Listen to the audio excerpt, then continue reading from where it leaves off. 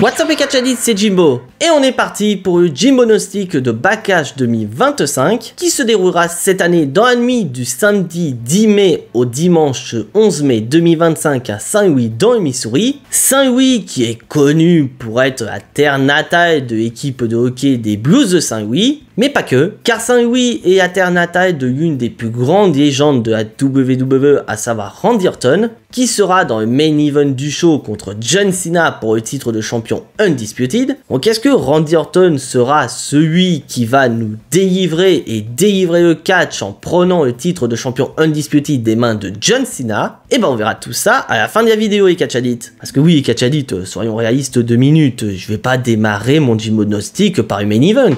On va démarrer par le match qui me hype le moins, et je pense que c'est le match moins attendu de ce Backlash pour beaucoup de catchadits. Je parle bien évidemment du match qui va opposer Gunther à Pat McAfee. Oui les catchadits, vous l'avez bien entendu, Gunther contre Pat McAfee à Backlash 2025. Sans déconner WWE, pourquoi vous manquez autant de respect à Gunther? Car je rappelle que Gunther c'est pas n'importe qui. On parle quand même d'un catcheur qui a le règne le plus long de l'histoire concernant le titre de champion intercontinental. On parle d'un catcheur qui, à l'instar de ses prédécesseurs, a donné du prestige au titre World Heavyweight. Et comment vous remerciez Gunther après tous ses efforts WWE? En faisant perdre dans une prise de soumission à WrestleMania contre un catcheur qui a un niveau in-ring catastrophique. Ah non mais je sais pas pour vous les catchadits, mais ça fait 3 semaines mais je suis toujours pas remis de cette défaite de Gunther. Et là vous continuez à manquer de respect au ring général en faisant confronter Pat McAfee. Alors j'ai rien contre Pat McAfee les catchadits, parce qu'à chaque fois qu'il est monté dans le ring, il était plutôt bon. Mais là pour Gunther, ça fait quand même un petit peu mal. Passer de champion du monde poids lourd à un gars qui affronte un commentateur? Non mais je suis désolé, mais j'espère qu'il y a WWE a un plan. Un plan qui pourrait permettre à Gunther de se reconstruire. Parce que oui les catchadits, j'espère sincèrement que la WWE va se servir de ce match contre Pat McAfee pour reconstruire Gunther, pour qu'il puisse redevenir le monstre qu'il a été avant de perdre contre Jey Uso. Et ça pourrait pourquoi pas passer par un massacre contre Pat McAfee. Parce que oui, je veux voir un squash match entre Gunther et Pat McAfee. Parce que sinon, pourquoi faire un tel match si ça n'est pour continuer à manquer de respect à Gunther. Bon, je vais me calmer un petit peu les catchadits en passant au prochain match. Le match le plus récent de ce Backlash 2025, puisque ce match a été ajouté lors du dernier War. Le champion intercontinental Dominic Mysterio défend de nouveau sa ceinture contre Penta. Oui les catchadits, je dis de nouveau parce que Dominic Mysterio et Penta se sont déjà affrontés lors du Raw After Mania pour le titre intercontinental, un match qui a d'ailleurs permis à JD Madonna de faire son grand retour. Concernant le combat, je n'ai aucune inquiétude, je sais très bien que ça va être un excellent combat entre Dominic Mysterio et Penta, mais je pense que celui qui a le destin du match entre ses mains, c'est Finn Balor. Bah oui les catchadits, Finn Balor, même s'il a dit à Dominic Mysterio qu'il lui en veut pas de ce qui s'est passé à WrestleMania. Pour rappel, pour devenir champion intercontinental, Dominic Mysterio a quand même fait tomber sur Finn Balor. Et bah tu sens que Finn Balor n'est pas vraiment sincère envers son pote du Judgment Day. Tu sens que Finn Balor a une légère rancœur envers Dominic Mysterio. Donc est-ce que pendant le match, Finn Balor va mettre sa rancœur de côté et va aider Dominic Mysterio à conserver son titre contre Penta? Ou est-ce que sa rancœur va prendre le dessus et va faire tout son possible pour que Dominic Mysterio perde son titre intercontinental au profit de Penta, pour ainsi lancer la rivalité entre les deux membres du Judgment Day? Et bah personnellement, je vais miser sur la première option. Parce que oui, les catchadits, ça ne fait que 3 semaines que Dominic Mysterio a remporté le titre intercontinental. Pour moi, il est beaucoup trop tôt pour que Dominic Mysterio perde son titre. Et en plus, cette rivalité contre Finn Balor pourrait très bien intégrer le titre intercontinental. Donc pour moi, je vais miser sur une victoire de Dominic Mysterio. Et maintenant, les catchadits, passons au seul et unique match féminin de ce Backlash 2025. Mais comme seul match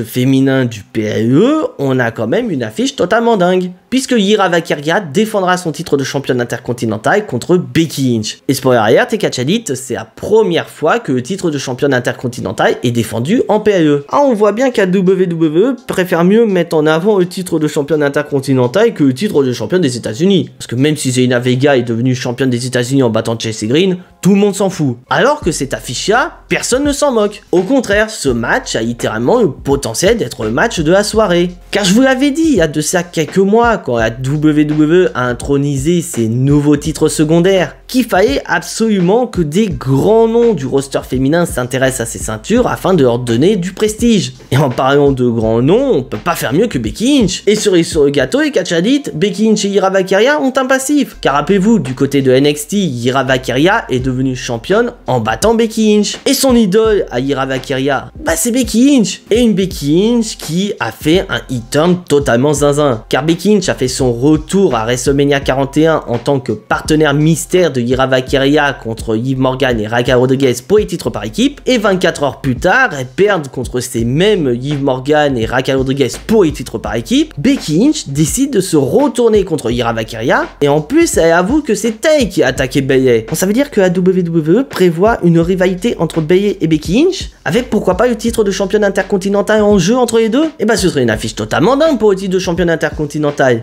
Mais bon, on n'en est pas là, on retourne quand même sur le match entre Ira Valkyria et Becky Lynch. Qui va gagner ce match? Bon, sincèrement, j'aimerais bien que Ira Valkyria conserve son titre de championne intercontinentale, car une victoire contre Becky Lynch lui ferait énormément du bien pour elle et son règne de championne intercontinentale. Mais tu sens qu'à WWE a un petit projet dans lequel Becky Lynch pourrait remporter le titre de championne intercontinentale et faire du Becky Lynch comme on connaît depuis pas mal de temps, à savoir mettre les jeunes catcheuses en avant, dont Ira Valkyria. Car pour moi, cette rivalité entre les deux catcheuses, c'est pas juste une rivalité qu'on va avoir à Backlash. Pour moi, la rivalité va durer un petit moment entre les deux catcheuses irlandaises. Et une rivalité qui va faire évoluer Ira Valkyria. Et c'est ça qu'il faut faire WWE, mettre les jeunes en avant. Et avant de passer au main event et catch addict, parlons de ce match, car à différence de Zelina Vega qui est pas présente pour défendre son titre de championne des États-Unis, et ben Jacob Fatu, lui, y est présent pour défendre son titre de champion des États-Unis. Et autant dire que comme première défense de titre, Jacob Fatu va avoir du pain sur la planche, puisqu'il va défendre son titre de champion des États-Unis pas contre un ni deux, mais bien 3 adversaires, dans un Fatal 4-Way contre Drew McIntyre, Damien Priest et LA Knight. Je pense qu'on va avoir un match de la même intensité qu'on a eu à WrestleMania concernant le titre de champion intercontinental, à savoir un match incroyable où on n'aura pas le temps de respirer. Mais il y a quand même un gros problème par rapport à ce Fatal 4-Way, car comme à l'instar de Dominic Mysterio, pour moi, il est beaucoup trop tôt pour faire perdre le titre de champion des États-Unis à Jacob Fatu. De plus, on sent que la WWE va se servir de ce Fatal 4-Way pour faire renaître la rivalité entre Drew McIntyre et Damien Priest. Et du côté de LA Knight, je suis désolé, il n'a plus besoin du titre de champion des États-Unis. Il est temps pour LA Knight d'évoluer dans le main event. Donc au final, il ne reste plus que Jacob Fatu comme gagnant de ce match. Et si ça se trouve, Solo Sikoa va peut-être se mêler à la fête. Parce que oui, je rappelle, c'est un Fatal 4-Way, donc il n'y a pas de disqualification. Donc Solo Sikoa, il peut intervenir. Et maintenant, les catch addict, parlons du main event. John Cena contre Randy Orton pour le titre de champion Undisputed. Une affiche qui pue un peu à nostalgie. Car Randy Orton et John Cena, c'est pas juste une rivalité, c'est THE rivalité à la WWE. Et la rivalité entre John Cena et Randy Orton a bercé de nombreux catch addicts français durant la génération Catch Attack. Mais c'était il y a 15 ans WWE. Parce que soyons réalistes 2 minutes et catch addict. Car si cette affiche est inédite par rapport au fait que cette fois-ci Randy Orton est face et John Cena est heel, ce match va être catastrophique. Si les fans veulent voir ce match, c'est parce que c'est une affiche entre Randy Orton et John Cena. Et puis soyons sérieux 2 minutes et catch addict. Cette affiche a été prévisible, car 2025, c'est la dernière année de John Cena à la WWE. Donc on savait que pour sa dernière année, John Cena allait se confronter à des catcheurs qui ont marqué sa carrière. Et en plus, quand on nous a annoncé que Backlash 2025 a lieu à Saint-Louis, et bon, on savait que John Cena, Randy Orton allait arriver. Parce que Randy Orton, il va catcher chez lui. Il va avoir le public à fond derrière lui. Mais sinon, au niveau du match, ça va être un main event catastrophique. Bon, peut-être pas forcément autant catastrophique qu'à WrestleMania, mais on n'en est pas loin. Et concernant le vainqueur, est-ce que Randy Orton est notre sauveur? Est-ce que c'est lui qui va nous sauver et sauver le catch en battant John Cena et récupérant par la même occasion son 15e titre de champion du monde? Et bah j'ai envie de dire non, car comme pour Dominic Mysterio et Jacob Fatu, John Cena n'a gagné le titre Undisputed qu'il y a 3 semaines. Pour pour moi, c'est beaucoup trop tôt pour que John Cena perde le titre de champion Undisputed. Il faut que la WWE fasse conserver John Cena pour qu'il continue son histoire. Et malheureusement, ce match va clôturer un Backlash assez oubliable. Car le gros problème de ce Backlash 2025, c'est que le show a lieu 3 semaines après WrestleMania. Et voilà les catch addicts, c'est tout pour ce Jimbo Gnostic de Backlash 2025. Je vous invite bien évidemment à me donner votre niveau de hype et vos pronostics dans l'espace des commentaires. Bien sûr, qui dit PAE, qui dit bien évidemment live réaction. Donc je vous retrouve dans un premier temps à 21 h sur ma chaîne Twitch @JimboWrestling pour le live réaction de SmackDown. Et on se retrouvera à minuit 30 pour le live réaction de Backlash 2025. Et bien sûr, rendez-vous dimanche pour la review du show. Mais d'ici là, portez-vous bien et on n'oublie pas le plus important, soyez tous très fiers d'être des catch addicts. C'était Jimbo et à la prochaine.